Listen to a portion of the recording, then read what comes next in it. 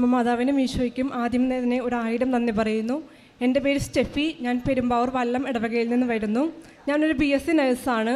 ഒത്തിരി നഴ്സുമാർ പറഞ്ഞു പോയൊരു സാക്ഷ്യം തന്നെയാണ് എനിക്ക് പറയാനുള്ളതെങ്കിലും അവരുടെയൊക്കെ സാക്ഷ്യങ്ങൾ എനിക്ക് ഒത്തിരി ശക്തിപ്പെടുത്തിയിട്ടുണ്ട്. അതുകൊണ്ട് തന്നെ ഞാൻ ആഗ്രഹിച്ചിരുന്നു എൻ്റെ മാതാവിനെയും ഈശോവിനെയും എനിക്ക് മഹത്വപ്പെടുത്തണം, മറ്റുള്ളവരെ ഇതുപോലെ ശക്തിപ്പെടുത്തണമെന്ന്.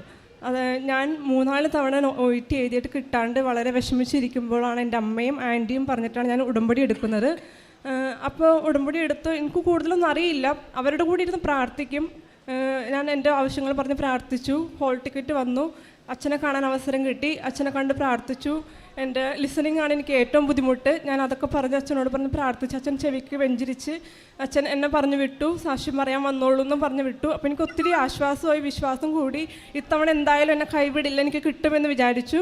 പക്ഷേ റിസൾട്ട് വന്നപ്പോൾ എനിക്ക് ഫെയിലായിരുന്നു. ക്ലബിംഗ് സ്കോർ പോലും ഉണ്ടായിരുന്നില്ല.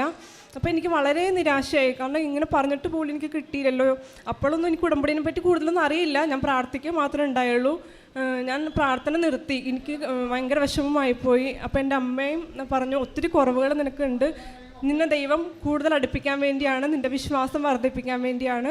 നീ മുടക്കരുത്, പ്രാർത്ഥിക്കണം എന്ന് പറഞ്ഞു. അങ്ങനെ ഞാൻ പ്രാർത്ഥിച്ചു തുടങ്ങിയപ്പോഴേക്കും എൻ്റെ ഉടമ്പടി പുതുക്കാറായിരുന്നു. രണ്ടാമത് അങ്ങനെ ഞാൻ ഓഗസ്റ്റിൽ വന്ന് ഇവിടെ ഉടമ്പടി പുതുക്കിയപ്പോൾ ഇവിടെ ആരാധന നടക്കുന്ന സമയമായിരുന്നു. ഞാൻ പൊട്ടിക്കരഞ്ഞ് മാപ്പ് പറഞ്ഞ് പ്രാർത്ഥിച്ചു. കാരണം വിശ്വസിക്കാണ്ട് പ്രാർത്ഥന മുടക്കിയൊക്കെ നടത്തിയതിന് ഞാൻ മാപ്പ് പറഞ്ഞ് പ്രാർത്ഥിച്ചു. നല്ലൊരു കുമ്പസാരം നടത്തി. എനിക്ക് സ്കോർ ഷീറ്റിലൊക്കെ സ്കോർ കുറവായിരുന്നു ഇവിടെ ഉടമ്പടി പുതുക്കാൻ വേണ്ടി കൗൺസിലിംഗ് ഒക്കെ ചെയ്തപ്പോൾ. അപ്പോൾ എനിക്ക് മനസ്സിലായി ഒത്തിരി കുറവുകൾ എനിക്കുണ്ട്, എന്നെ ഒരുക്കണേണെന്ന് മനസ്സിലായി. അങ്ങനെ ഞാൻ രണ്ടാമത്തെ പരീക്ഷ ഓഗസ്റ്റിൽ തന്നെ അഞ്ചാമത്തെ പരീക്ഷ ഓഗസ്റ്റിന് ഡേറ്റ് എടുത്തു. നന്നായി ഒരുങ്ങി തന്നെ നല്ലൊരു ഇൻസ്റ്റിറ്റ്യൂഷനിൽ പോയി പഠിച്ച് 3 മാസം പഠിച്ച് ഒരുങ്ങി പ്രാർത്ഥിച്ചു. ഒപ്പം ഇതുപോലെ ബൈബിൾ വായിച്ചും ഒരു OET ആണ് എനിക്ക് തടസ്സമായി നിൽക്കണതുകൊണ്ട് ഞാൻ OETയുടെ സാക്ഷ്യങ്ങൾ ഒരു 15ഓളം സാക്ഷ്യങ്ങൾ ഞാൻ ഡൗൺലോഡ് ചെയ്ത് പഠിക്കണതിൻ്റെ ഇടയ്ക്ക് എനിക്ക് മടുപ്പ് തോന്നുമ്പോൾ ഞാനിതെല്ലാം ഇരുന്ന് കേൾക്കും. അപ്പോൾ അവരുടെയൊക്കെ വിശ്വാസം കൊണ്ട് ഒരുപാട് എന്നെ പ്രചോദനപ്പെടുത്തിയിട്ടുണ്ട്. ഇപ്പം ഞാൻ ബൈബിളൊക്കെ വായിക്കാനൊക്കെ തുടങ്ങിയതിനെ ഒരുപാട് ഒരുക്കി. പക്ഷേ എന്നാലും ആ പരീക്ഷയുടെ റിസൾട്ടും വന്നു, എനിക്ക് കിട്ടിയില്ല. പക്ഷേ എനിക്ക് നിരാശ വന്നില്ല. കാരണം സമയമായിട്ടില്ല, എനിക്ക് തരും. അച്ഛൻ പറഞ്ഞതാണ് സാക്ഷ്യം പറയാൻ വന്നോളാൻ. അപ്പോൾ എനിക്ക് കിട്ടും എന്നൊരു ഉറപ്പുണ്ടായിരുന്നു. അച്ഛൻ പിന്നെ എനിക്ക് അന്ന് രണ്ടാമത് പുതുക്കിയ നാൾ തൊട്ട് ഞാൻ ഇതുവരെ ഉടമ്പടി ധ്യാനം മുടക്കിയിട്ടില്ല. ഓരോരോ ബോധ്യങ്ങൾ എനിക്ക് കിട്ടാൻ തുടങ്ങി. അച്ഛൻ എന്നോട് പറയണ പോലെയാണ് എനിക്ക് ഫീൽ ചെയ്തിരുന്നത്. ഞാൻ നോട്ട് ബൈ ഗ്രേസ്, കാരണം എനിക്കില്ല, എല്ലാം തടസ്സങ്ങളായതുകൊണ്ട് എനിക്ക് മനസ്സിലായത് എൻ്റെ കയ്യിൽ കിട്ടില്ല, എൻ്റെ കൈ കൊണ്ട് എനിക്കിത് കിട്ടില്ല എന്ന് എനിക്ക് മനസ്സിലായി. ഞാൻ ദൈവാശ്രയത്തോടെ തന്നെ മുന്നോട്ട് പോയി. ഇത് ഉടമ്പടി വെറും ചൊല്ലേണ്ട പ്രാർത്ഥനയല്ല, ചെയ്യാൻ ഒരുപാട് കാര്യങ്ങളുണ്ടെന്ന് മനസ്സിലായി. ഇടയ്ക്ക് ഞാൻ ഇവിടെ വന്ന് പത്രമൊക്കെ മേടിച്ച് കൊടുത്തു, കുമ്പസാരിച്ചു, ബൈബിൾ വായിക്കാൻ തുടങ്ങി, പറ്റുന്ന പോലെയൊക്കെ പള്ളിയിൽ പോയി. അങ്ങനെ ഞാൻ ഒന്നുകൂടി ഒരുങ്ങി. ഞാൻ 6ാമത് ഡേറ്റ് എടുത്തു. 6ാമത് ഡേറ്റ് എടുത്തപ്പോൾ ഞാൻ അച്ഛനെ വന്ന് എനിക്ക് കാണാൻ പിന്നെയും അവസരം കിട്ടി. അച്ഛൻ കോമൺ ആയിട്ട് പ്രയർ നടത്തി വെഞ്ചരിച്ച കാശുരൂപം തന്നു. അപ്പോൾ എനിക്ക് ഭയങ്കര വിശ്വാസം, ഭയങ്കര ധൈര്യമായിരുന്നു എനിക്ക്. ഇത്തവണ കൈവിടില്ല. പിന്നെ 3ാമത് പുതുക്കണ സമയം ആയിരുന്നു ആ സമയപ്പോഴേക്കും. അപ്പോൾ അച്ഛൻ ആ സമയത്ത് ഒരു ധ്യാനത്തിൽ പറഞ്ഞു, 3ാമതും പുതുക്കിയിട്ടും ഒന്നും കിട്ടാത്തവർ വിട്ടുകൊടുത്ത് പ്രാർത്ഥിക്കണം എന്ന് പറഞ്ഞു.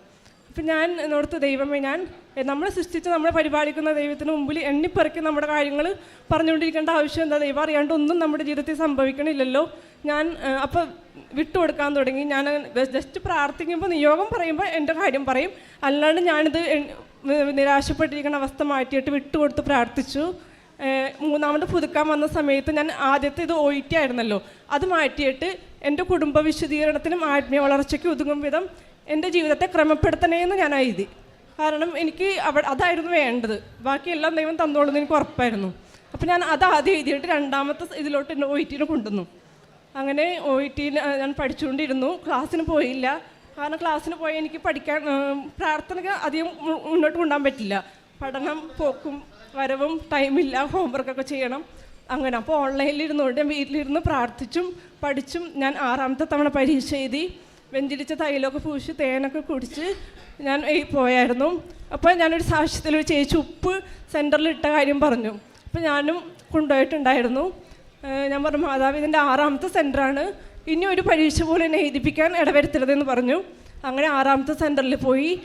ഞാൻ പരീക്ഷയ്ക്ക് മുന്നായിട്ട് ആരും ചവിട്ടാത്തൊരു സ്ഥലത്ത് ഉപ്പിട്ട് പ്രാർത്ഥിച്ചു. ഞാൻ പരീക്ഷയ്ക്ക് പോയി. വലിയ ബുദ്ധിമുട്ടൊന്നും ഉണ്ടായില്ല. എന്നെ കൈപിടിച്ച് നടത്തണ പോലെ തോന്നിയത്. ചില ബുദ്ധിമുട്ടൊക്കെ തോന്നുമ്പോൾ ഞാൻ മാതാവിൻ്റെ കാഴ്ചരൂപം മുറുകെ പിടിച്ചുകൊണ്ട് തന്നെ പരീക്ഷ എഴുതി. അങ്ങനെ എല്ലാ മൊഡ്യൂളും കഴിഞ്ഞു പോയി. സ്പീക്കിങ്ങിലെത്തി. എപ്പോഴും എനിക്കൊരു ലേഡി മാഡത്തിനാണ് എനിക്ക് കിട്ടാറ് സ്പീക്കറായിട്ട്. ഇതൊരു സാറിനെ ആയിരുന്നു. അപ്പോൾ തന്നെ ഞാനൊന്ന് പകച്ചു പോയെങ്കിലും എനിക്ക് ഒട്ടും കോപ്പറേറ്റീവ് അല്ലാത്ത സാറിനെയാണ് എനിക്ക് കിട്ടിയത്. സാറിൻ്റെ ചോദ്യങ്ങളും ആൻസറുകളൊക്കെ ഒറ്റയടിക്ക് പറഞ്ഞിട്ട് സാറ് മിണ്ടാണ്ടിരിക്കും. അപ്പം നമുക്ക് സ്പീക്ക് ചെയ്യാൻ പറ്റുന്നില്ല, ഫ്ലോ ഒന്നും കിട്ടുന്നില്ല. അപ്പോൾ എനിക്ക് ഭയങ്കര ബുദ്ധിമുട്ട്, എൻ്റെ കയ്യിൽ നിന്ന് പോയി. പക്ഷെ മാതാവ് എന്നെ പോസ് വരുത്തിയില്ല. ഞാൻ എൻ്റെ കാര്യങ്ങളൊക്കെ പറഞ്ഞ് പുള്ളിനെ കൊണ്ട് സംസാരിപ്പിച്ചു. ഞാൻ ചോദ്യങ്ങളൊക്കെ ചോദിച്ച് സംസാരിപ്പിക്കാനൊക്കെ എനിക്ക് മാതാവ് ധൈര്യം തന്നു. അങ്ങനെ എൻ്റെ സ്പീക്കിംഗ് കഴിഞ്ഞു. ഏറ്റവും പാട് സ്പീക്കിംഗ് തന്നെയാണെന്ന് ഞാൻ എല്ലാവരോടും പറഞ്ഞു. ഇത്തവണ എനിക്ക് കിട്ടില്ല, സ്പീക്കിംഗ് പാടായിരുന്നു. അങ്ങനെ പറഞ്ഞു. ഞാൻ എൻ്റെ ഹോൾ ടിക്കറ്റ് മാതാവിൻ്റെ രൂപത്തിൽ വെച്ചിട്ട് 4 മൊഡ്യൂളിന് നേരെ B ഗ്രേഡ് എഴുതി. അമ്മ മാതാവെ 350 മതി, എനിക്ക് അതിൽ കൂടുതലൊന്നും വേണ്ടാന്നും പറഞ്ഞ് ഞാൻ പ്രാർത്ഥിച്ചു. അങ്ങനെ ഇന്നലെ എൻ്റെ റിസൾട്ട് വന്നു. സ്പീക്കിങ്ങിന് എനിക്ക് A ഗ്രേഡ് നൽകി മാതാവിനെ അനുഗ്രഹിച്ചു. ബാക്കി 3 മൊഡ്യൂളിനും നല്ല മാർക്കോടെ B ഗ്രേഡും കിട്ടി. ഇപ്പം എനിക്ക് ഏത് രാജ്യത്ത് വേണമെങ്കിലും പോകാം. യേശുവേ നന്ദി, യേശുവേ സ്തുതി. അമ്മ മാതാവ് എനിക്ക് തന്ന എല്ലാ അനുഗ്രഹത്തിനും ഞാൻ നന്ദി പറയുന്നു. പ്രിയ സഹോദരരെ, നമ്മൾ കേട്ടത് സ്റ്റെഫി ജെയിംസ് എറണാകുളത്ത് നിന്ന് വന്ന സഹോദരിയുടെ ജീവിത സാക്ഷ്യമായിരുന്നു. നമ്മൾ ഈ സാക്ഷ്യം കേട്ടപ്പോൾ തന്നെ പറഞ്ഞു തുടങ്ങിയത് OET ആയിട്ട് ബന്ധപ്പെട്ട് നിരവധി പേര് ഇവിടെ വന്ന് സാക്ഷ്യം പറഞ്ഞിട്ടുള്ളതാണ്. പക്ഷേ എങ്കിലും ഞാനും പറയാനായിട്ട് തീരുമാനിച്ചു. നിരവധി പേർക്ക് അതുവഴിയായിട്ട് ഇതൊരു വലിയ തിരിച്ചറിവും ബോധ്യവും വന്ന് എല്ലാവരും ഇതുപോലെ ചെയ്യുവാനും, അതുപോലെ തന്നെ എനിക്ക് ലഭിച്ച അനുഗ്രഹത്തിന് ഞാൻ തന്നെ ദൈവത്തിന് നന്ദി പറയണം. 6 പ്രാവശ്യം OET പരീക്ഷ എഴുതിയ ഒരു കുട്ടിയാണ് നമ്മുടെ മുന്നിൽ നിൽക്കുന്നത്. 6ാമത്തെ പ്രാവശ്യം വളരെ ദൈവത്തിൻ്റെ അത്ഭുതം കണക്കെ പഴയതിനെ അപേക്ഷിച്ച് കൂടുതൽ ബുദ്ധിമുട്ടും പ്രയാസവുമായിരുന്നു അവസാനത്തെ പരീക്ഷയ്ക്ക് ഉണ്ടായിരുന്നു. പക്ഷെ വിചാരിച്ചതിനേക്കാൾ കൂടുതൽ മാർക്ക് ലഭിച്ച് ആ ഒരു പരീക്ഷയിൽ പാസ്സാകുവാനായിട്ട് ഈ കുഞ്ഞിന് സാധിച്ചു എന്നാണ് പറഞ്ഞത്. ആദ്യത്തെ OET കഴിഞ്ഞ് തോറ്റു കഴിഞ്ഞപ്പോഴാണ് ഉടമ്പടി പ്രാർത്ഥനയും കൃപാസനത്തെക്കുറിച്ചുമൊക്കെ അറിയുന്നു തോന്നി. 2ാമത്തെ എക്സാമിന് മുമ്പാണ് ഉടമ്പടി എടുത്ത് പ്രാർത്ഥിക്കാൻ തുടങ്ങിയത്.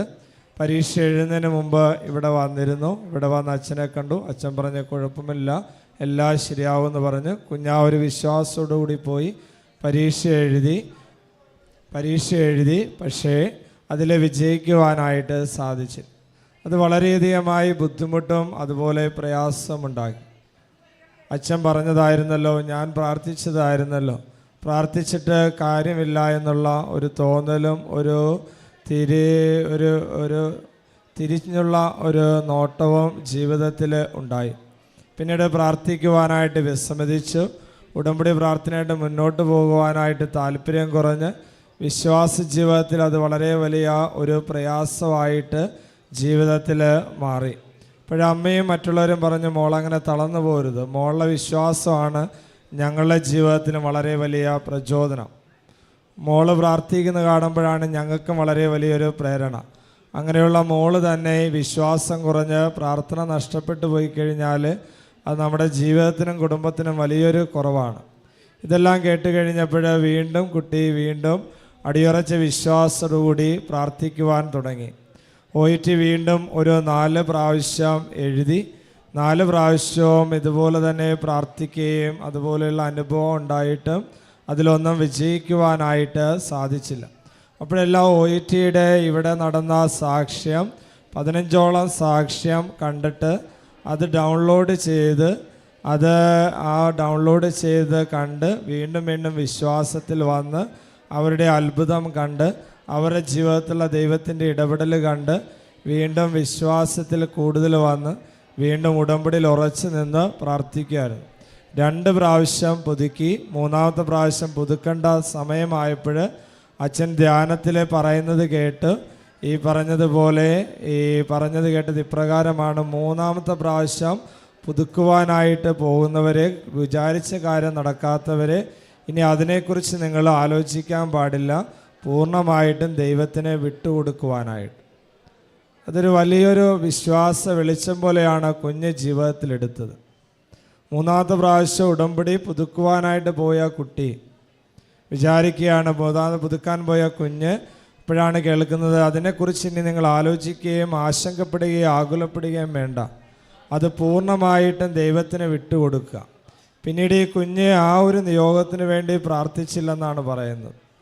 പിന്നീട് പ്രാർത്ഥിച്ചത് കുടുംബ നവീകരണവും കുടുംബ വിശുദ്ധിക്ക് വേണ്ടിയാണ്. ഇതിൽ വലിയൊരു അത്ഭുതം എന്ന് പറയുന്നത് ഇത് തന്നെയാണ്. ഓരോ പ്രാവശ്യവും കഴിയാൻ നേരത്ത് വിശ്വാസ ജീവിതത്തിൽ നമ്മൾ മെച്ചപ്പെട്ട് വരുന്നു.